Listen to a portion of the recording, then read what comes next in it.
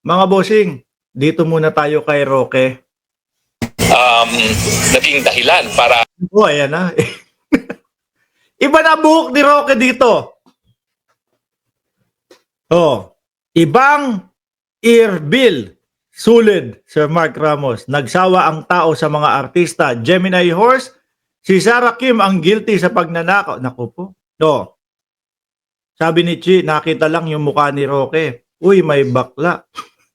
Sabi, si Maki Keo Squad, hello daw, Ina Bermundo. Victor Manuel, mamundok ng mamundok na si bundok. O eto mga kababayan, si Roque, meron daw siyang hindi mapagtanto sa kanyang buhay. Yung itsura ni Roque, stress na. Nung nalaman niya na may kaso na siya, human trafficking, hindi na makapagsuklay ng buhok. Nakita ko yung huling yung huling interview niya o in-interview niya yata yung sarili niya, 'di ba Ma'am Aba? Ginanon niya siguro yung cellphone niya sa harap niya, oh. Tapos itinutok sa harap niya. 'Di ba?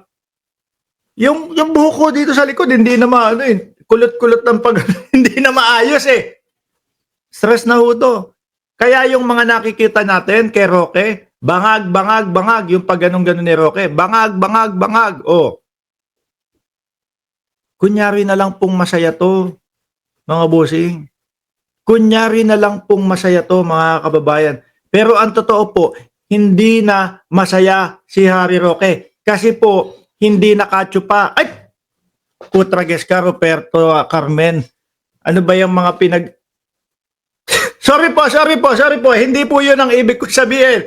No, bigla lang pong nabasa ko yung komento ni ni Roberto Carmen eh. Diyos ko, wag nga kayong magko-comment na mga ganyan, nababasa ko eh. Hindi po. Ang dahilan po ng hindi pagiging masaya ni Roque, mga bossing, is wala na po. Oh, ipit na po eh. Akala niya, malulusutan niya. Diba? Sabi ni Franz Lee, Ed Kila, pretending na matigas pa siya, pero nanginginig na. Pretending na hindi takot, pero nanginginig na. Ulitin ko, pasensya na kasi bigla akong nabasa. Si Ma'am Aba, bigla akong nabasa kasi yung comment ni pasensya na po, hindi po yun ang ibig ko sabihin. Game! May breaking news, si Victor Manuel, hiwalay na si Roque at si AR. Diyos ko, breaking news yan na. Game na po. Ano, Roque, ang hindi mo mapagtanto sa iyong buhay? bumigay ko mga ilang beses na napapaiyak ako kasi nga hindi ko maintindihan bakit Baka araw-araw. Hindi kung ilang beses lang. Kasi sa nakikita naming sitwasyon mo, malamang araw-arawin mo pag-iyak dyan. Sabi nga ni Panelo, abogado ka naman. Di ba? Abogado ka naman. Bakit hindi mo naharapin? Mismo, di ba? Kasamahan mo diyan sa grupo nyo nila dating Pangulong Duterte, si Panelo. Ano sinasabi? Walang political persecution kay Roque. Abogado ka naman daw eh. Harapin mo, uwian mo. Kung ako ho, mga kababayan, ang nasa sitwasyon ni Roque, at pihado at sigurado ako sa aking sarili. Ano po? Sigurado ako sa aking sarili na meron akong sapat na dokumento, ebidensya, at merong Vaseline at sebo. Anak ng tinapa yung mga comment ninyo. Ginugulo nyo ako sa pagla-live ko eh. Bakit naman napasok yung Vaseline at sebo? Pinag-uusapan natin kung may sapat akong ebidensya at dokumento. Ipagtatanggol ko yung sarili ko. Tapos biglang merong Vaseline at sebo. Ano ba yan? Paghahanda ni Roque pagpasok sa loob. Diyos ko po, Lord. Kung ako ho, mga kababayan, ito pa si Ron Prince. Mantika pa. Ano ba yan? Pampadulas?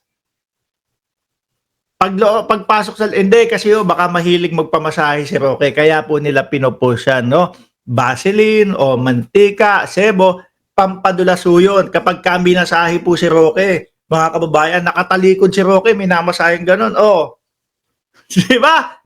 Balik tayo, wag niyo akong guluhin. Mantika, Vaseline, sebo, yung mga pinagkokomento nyo. Oh. Ngayon, oh, kung ako may kompletong ebidensya sa sarili ko, ilalabas ko yan. Hindi ako mag-aatubili, mga kababayan. Na ipakita agad doon sa Kongreso. O eto po, yung aking mga ebidensya. Eto po, yung aking mga dokumento. Ito po yung ipinagmamalaki ko sa inyo na ano tawag dito? Na pinagbentahan po ng mga lupa namin kaya po umabot ng 65 million yung pera ko doon sa bank account, no? Oh. 'Di ba? Tapos ang problema, oo nga no, kumpleto dokumento to. Hindi ka aabot sa puntong ganyan. Ang ginawa mo, nagyabang ka doon sa Congress. Meron po akong dokumento niyan, no? Mga napagbentahan po ng aming mga kalupaan. Tapos yung susunod na hearing na, yung susunod na pagpapatawag na sumibat ka na, umalis ka na, sira ang buhay ng akla. Di po ba? Kaya wag kang magtaka. Ganito lang ho yan mga kababayan, sa hindi po nakakaintindi, bakit human trafficking naman ang ikinaso kay Roque? May 3 puntos po mga bossing na nakita. Mga dokumento, papeles ni Roque at doon niya po lumabas yung sinasabing paglabas ng bansa ni A.R. de la Serna at ni Harry Roque. Ano ho? Oh.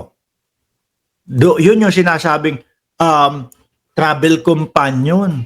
Mas pinili ni Roque si De La Serna na sumama sa ibang bansa dahil po tuturukan siya. Hindi, kung ano-ano iniisip niyo dyan. Tuturukan ng ano? Tuturukan ng gamot. Di ba nga may diabetes daw siya? Ako, ang pipiliin ko yung misis ko. Di ba? Mas kilala ako nun. Tsaka syempre kapag kayong mga palabas-labas ho ng bayan ng ating bansa, mga kababayan, mas okay kasama pamilya kaysa kaibigan. Hindi ko maaatim na lumabas na, unless kung importante yung gagawin ko, hindi ko maaatim na lumabas ng ibang bansa nang hindi kasama ang aking magpapamilya. Yun ang unang puntos. Pangalawa ho, mga kababayan, mga bank account ni Roque. Nandun din po sa Pogo. At doon nga po yata nag-umpisa yung sinasabing, bakit kayong dalawa, inamin to ni De La Serna, bakit kayong dalawa may joint account? Inamin ho ni De La Serna yun, mga kababayan. Ang nagjo-joint account lang, yung magjowa, mag-asawa, magnanay, magtatay, magkapatid. Mag-ano kayo ni Roque? O, di ba? Pangatlo ho, mga bossing. Yung Chinese na nandoon sa loob ng bahay sa Benguet na ang nakapangalan po sa PH2, no? Under PH2 ang mga incorporators po, mga pangalan nila Roque. So sa madaling salita, kanila din ho. Yun po yung connection ni Roque at yun po yung link sa Pogo ni Roque, mga kababayan. Ngayon, eto na po, no? Bakit nga human trafficking? Kasi ho, mga kababayan, na-discover doon sa loob ng Pogo, merong mga torture hub, meron silang mga pang-scam-scam na ginagawa doon, kumukuha sila ng mga tao galing sa ibang bansa, dadalin sa Pogo. Tapos, yung mga masasamang gawain o yung mga pang-i-scam, ang kanilang ipapatrabaho. Ngayon, aayawan ng tao kasi hindi magandang gawain. Doon na po nila ipapasok sa torture hub at ikukulong na po. Ayun, human trafficking, mga kababayan. Yun ang pagkakasunod-sunod, Roque, kung bakit ka nandiyan sa sitwasyon mo ngayon. Okay, banat pa. Naging ganito yung buhay ko. Hindi ko naintindihan kung bakit ang paninindigan ay naging dahilan. Nako, siya na lang ho ang naniniwala, mga kababayan. No? Siya na lang po ang naniniwala na kaya siya sinisikil ng gobyerno dahil sa paninindigan niya. Wala pong naniniwalang iba. Kakampi mo na nga eh. Si Panelo eh. Oh, iisa ang inyong sinusuportahan at iisa ang inyong pinagtrabahuan. Di ba? Ano sinabi? Walang political persecution na ginawa sa iyo. Tumakbo ka lang. Dahil, alam mo, ako naniniwala ako mga kababayan, matalino to si Roque. Kaya na-analyze niya na, naku po, eto na. Mukhang ligwak na ako dito. Tumakbo na ho, mga bossing. Kaya ang ending ho nito si Roque, mga kababayan, tingin ko ang ending ho nito hindi lalagpas ang 45 days. Parang sisiw, ano? Hindi ho lalagpas ang 45 days, mga kababayan. Ano to? Huli to.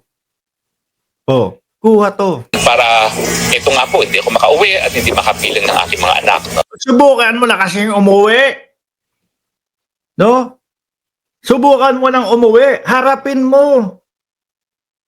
Total, matalino kang abogado. Meron kang pera. Baka kaya kang ipagtanggol o kagaya ng mga matitinik na mga abogado dyan. Di po ba? Di binalo. O, matitinik yan. Medyo may kamahalan nga lang. Ang tanong, baka hindi tanggapin ng Divina Law. Anyway, kasi makita, kompleto ebidensya dito kay Roque.